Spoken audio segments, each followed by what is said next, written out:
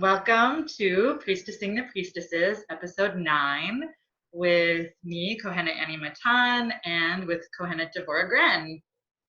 Good morning, good afternoon, good evening. Yes, good morning, good afternoon, good evening, good Shabbos. We're almost there. And Devorah just had a few days of really intensive Zoom time. So we thought a good place to start would be to talk about being zoomed out and how we can take care of ourselves. Whether we're doing it or not is another question, but we're talking about it here also reminds us, like, sometimes we need to hear ourselves say these things out loud so that we can take our own advice. True, and we were talking a little bit about how we offset it, and you said something that made me think I should also mention it. Whether it's conscious or unconscious, I find that, first of all, I didn't do anything else on Zoom after this all-day conference ended, even though there were things I was hoping to do. And I went to doing even things like laundry, which suddenly were relaxing and welcome, and even also preparing dinner, and just making sure I had music on while I was doing it, which always makes it go faster and it makes anything more fun, really. And those were really good counterpoints, I think. But I think, and I wasn't exhausted physically, so I was ready to go do more work on the computer a short time later, and I really had to stop myself at by 9 o'clock or so, because I knew that I was overdoing it. And it's hard when you love what you're doing and you think, okay, I can get in an extra whatever and finish this task. But I think we have to really be careful that we don't stress out our adrenals or our psyche too much, even when it feels like fine, because I think it does catch up. Yeah, I think that's true, right? Is we have energy when we're away from the screen. We suddenly feel, oh wait, I can do things, and especially things away from the screen. But then our instinct, our tendency is to go back and do more of what we do, and we forget, oh yeah, it's the screen that's the problem, not the doing. Right. We need to go back to typewriters. Well, right. I find myself printing out certain documents, feeling slightly guilty. I'm using paper, I'm using ink, but I'm just putting that aside, because I know, first of all, I prefer reading certain articles and things on paper.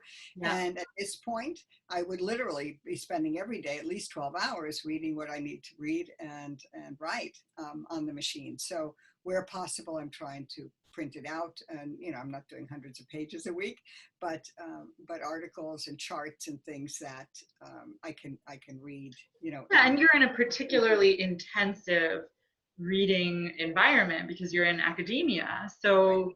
You're reading and teaching and then reading students' work. That's a lot.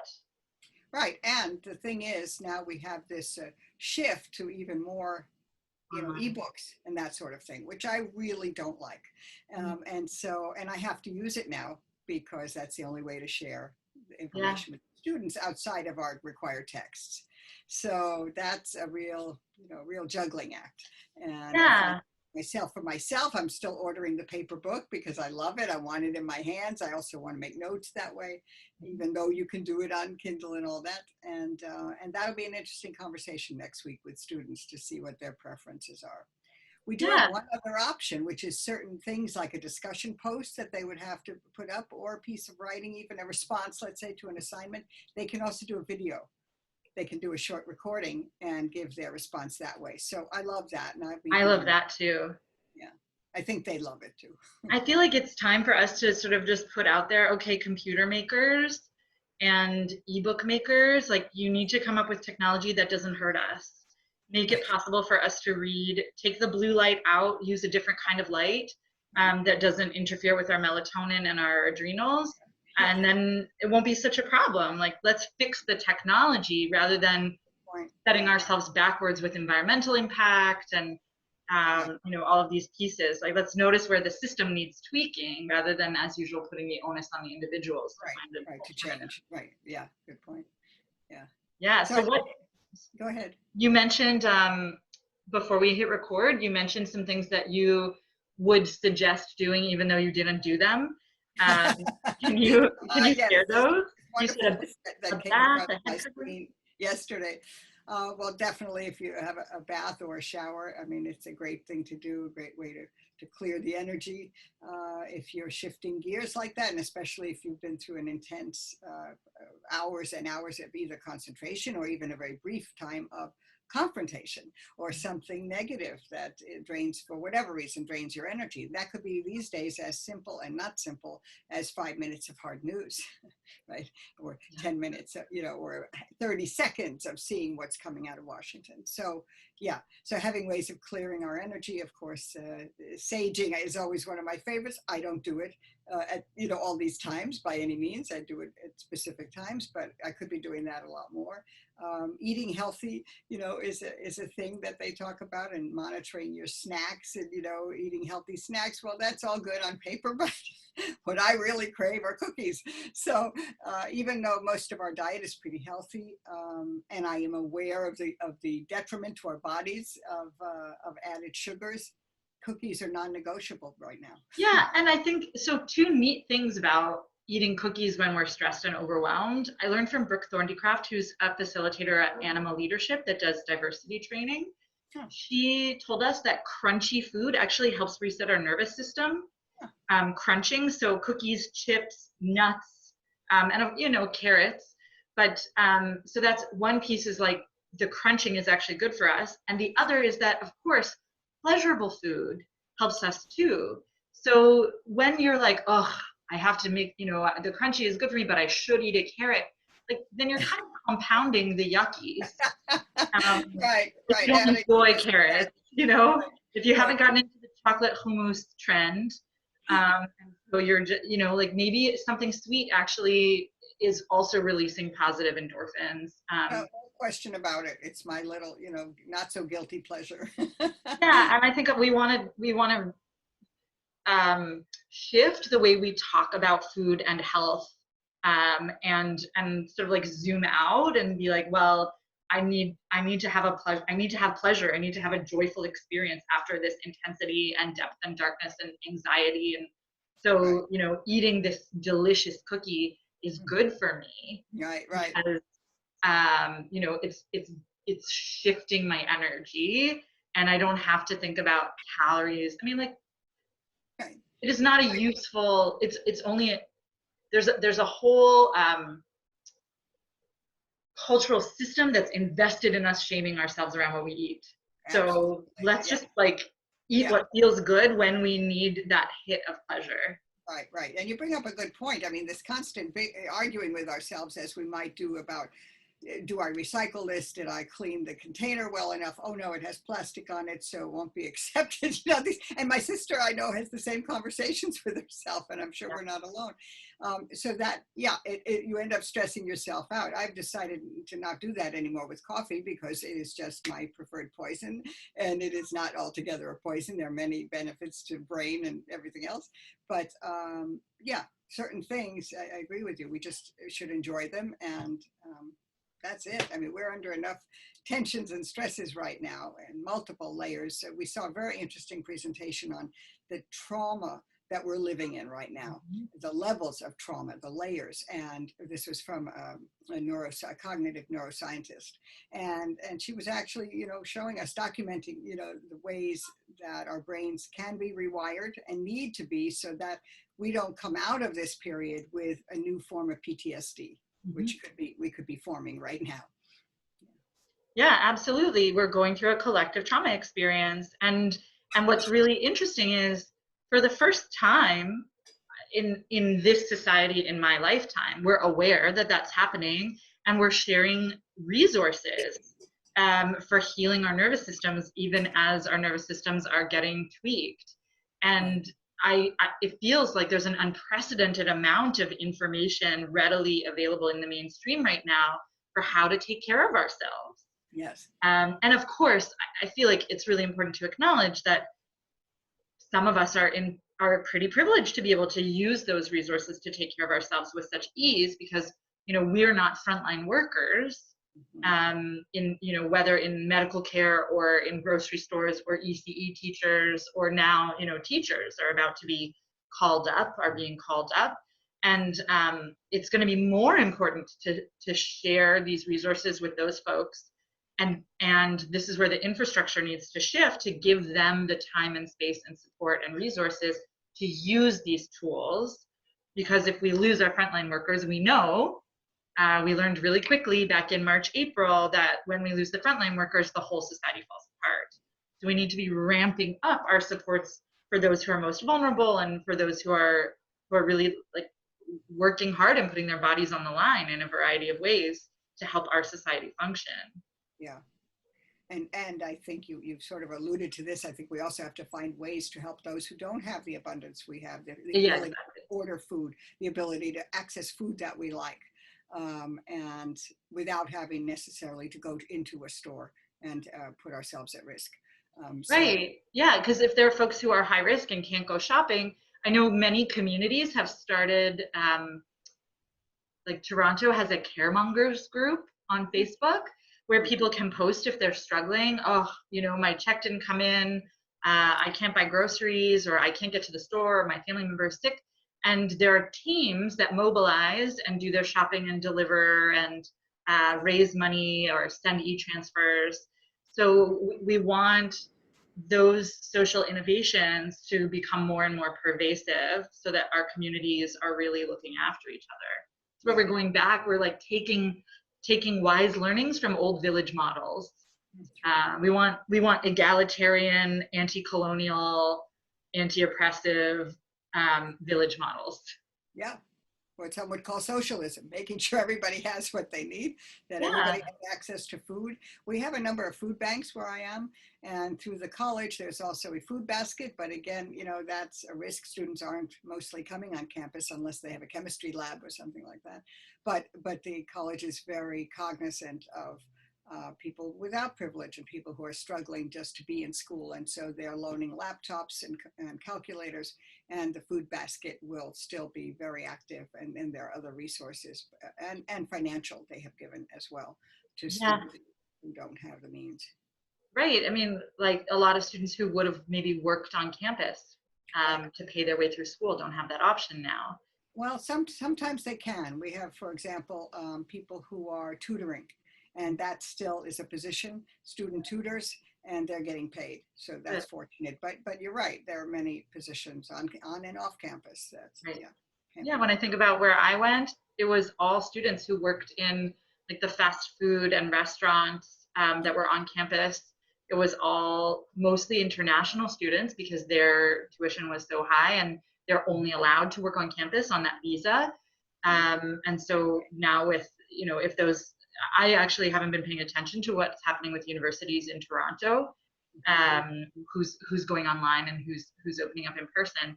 But the regular school board here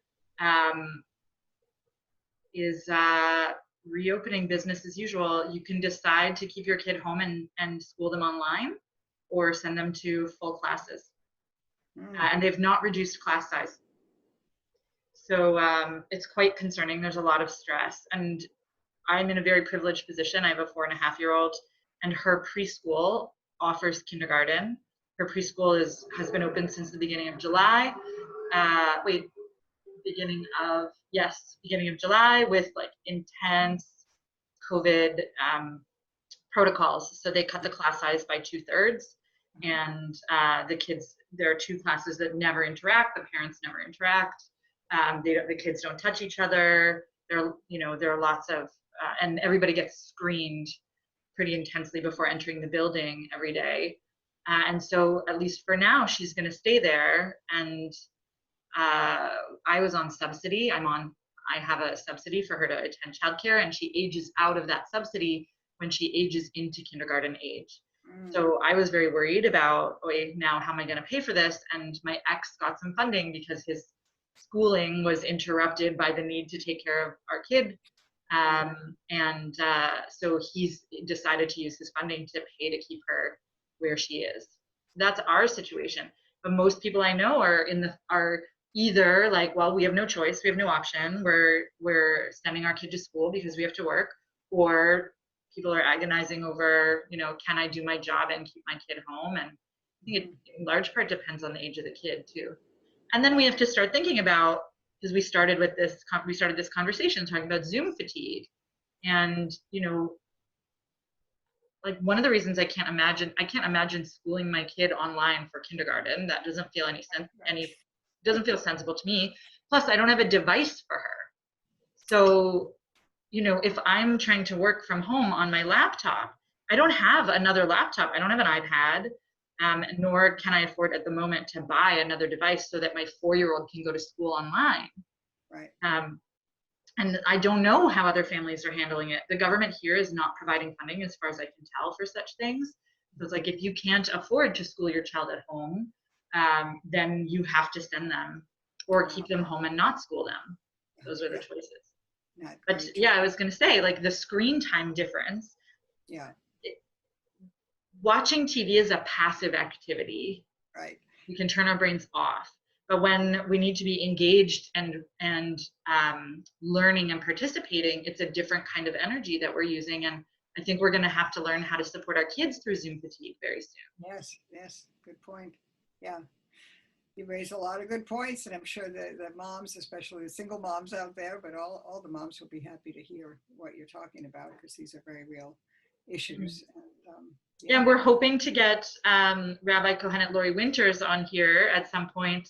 I know she wants to join, and we're just waiting for our schedules to align. And she's really excited to talk about single parenting as a priestess. So we're looking forward to that. I'm sharing that news with you because we want to manifest the conversation.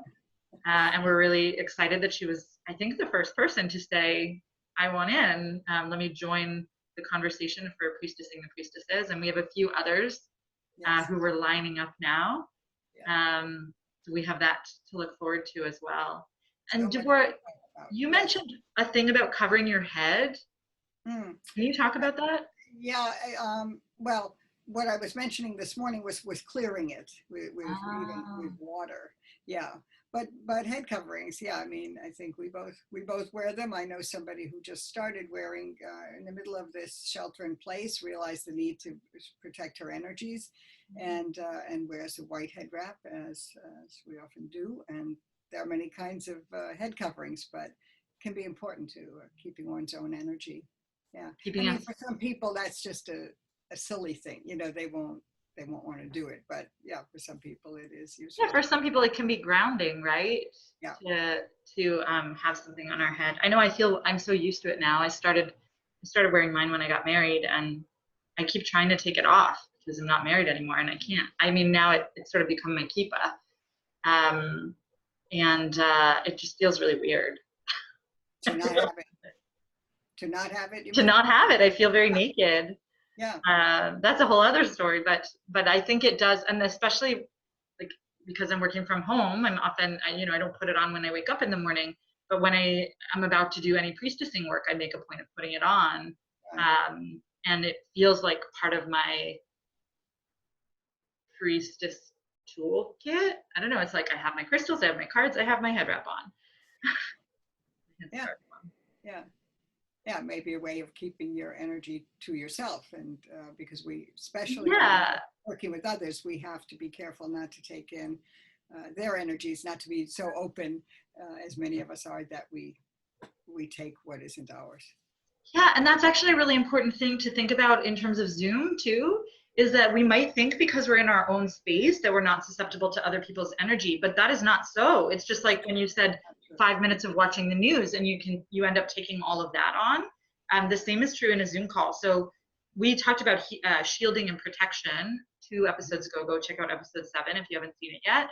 And all of that applies in Zoom land too, because seeing a person on a screen, when we're engaging in an experience together, we're also engaging in an energy exchange, and that can be quite intense.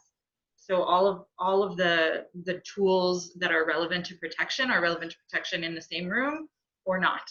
Yes, I think I said to you a few months ago that I was in a meeting. It was kind of a check-in kind of meeting, a circle, and 2 of the women had deep grief around personal issues and political issues as well. I mean, we know those are the same in many ways. And when I got off that call, I went into the house and I was exhausted. I noticed a few minutes later, I was exhausted and didn't know why. And a few minutes later, I realized what had happened. And so that made me extra, I'd be very aware of it if I'm in somebody's physical presence.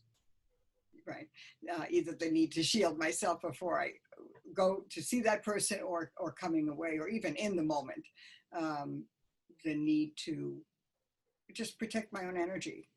But I hadn't yet experienced it online to that degree as I did that day. And so that was a great learning. Yeah. Yeah, it's really important. And so we should be, this is such a good reminder to, you know, if you're going to engage in check-ins, in news reading, in, you know, anything that you think could be sensitive, shield before you start. And don't wait to get triggered to pull your shields up. You know, it's like, it sort of makes me wonder, you know, I'm a big Star Trek fan, and Star Trek The Next Generation is my favorite. But it just popped into my head now that, like, you don't hear them say shields up until they're already under attack, or until they already, you know, feel at risk of attack. That's too late. Let's put our shields up before we go in. So yeah, we're doing that literally now. I'm thinking about some of these plastic shields that people are having attached to a mask or to a hat to protect their eyes from if somebody were to sneeze in their direction. But that's also what the mask is for, right? Is, you know, hopefully it's helping. That's a way that we're walking out into the world with a physical shield, and we can do. We're priestesses here. You know, we're talking about priestessing priestesses, and so, you know, we can talk about energetic shielding, and, you know, when you're in your home and you don't need to wear a mask, you can still be shielding and protecting yourself. And when you go out into the fresh air, you know, when you're in spaces where you don't need to wear a mask, you can still be energetic shielding. Right. And there are many ways to do it. I mean, we've only mentioned a few over the last couple of sessions, but there are many resources online, and there are many ways to do it. I'll just say one of them that occurs to me is music. Sound. And you're welcome to reach out to us. We're both tagged, you'll see in these episodes where they show up online. So you're welcome to reach out to either of us personally if you have questions about any of the content we're sharing, or if you'd like specific tips, or if you'd like to join us in our conversation. We'd be happy to have you. Or to comment. We always would love to see comments on Facebook, which is where we put all these sessions. Yes, please comment, give us feedback, tell us how this is resonating with you, tell us what your practices are for taking care of yourself through or around or despite Zoom fatigue. Right. And other things you'd like to maybe see us address here. Yeah, that would be great. We'd love to hear your ideas. Yes. And I would love to share a chant that has been helping me a lot. And I actually learned it from Rabbi Kohenet Lori Winters when she shared it in Kohenet, a Kohenet Shabbat service now more than a month ago. And apparently it's a yoga blessing. And I've been singing it with my daughter. I wanted to find a source, so I looked it up online, and all I could find was yoga blessing. So if you know of a more precise source, please tell me so that I can correct that in all the places I'm sharing. And I sing it with my daughter, and she likes it. We sing it before bed, and we sing it on the subway with our masks on. And I have been singing it a lot to myself when I'm feeling triggered, and I feel like it works like magic. Lovely. And I added my own little lyric change in the. Of course. Like a good feminist priestess. Yeah. Yeah, I mean, it's good, but for the times, you'll see. Yeah. In this body, deep peace. In this body, no fear.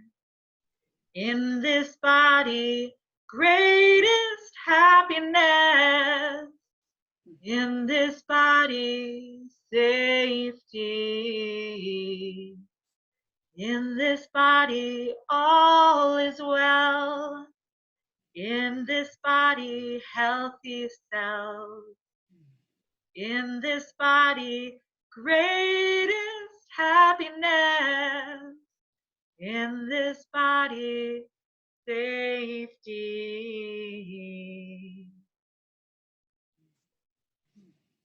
The one that I'm using. Lovely. Thank you. Yeah, you're welcome. Is there anything else that you want to add today, Deborah? No, I think that's a lovely closing. Great. So we'll see you next time on Priestessing the Priestesses. We wish you a wonderful weekend, a good Shabbat. Thank you. Take care, everyone.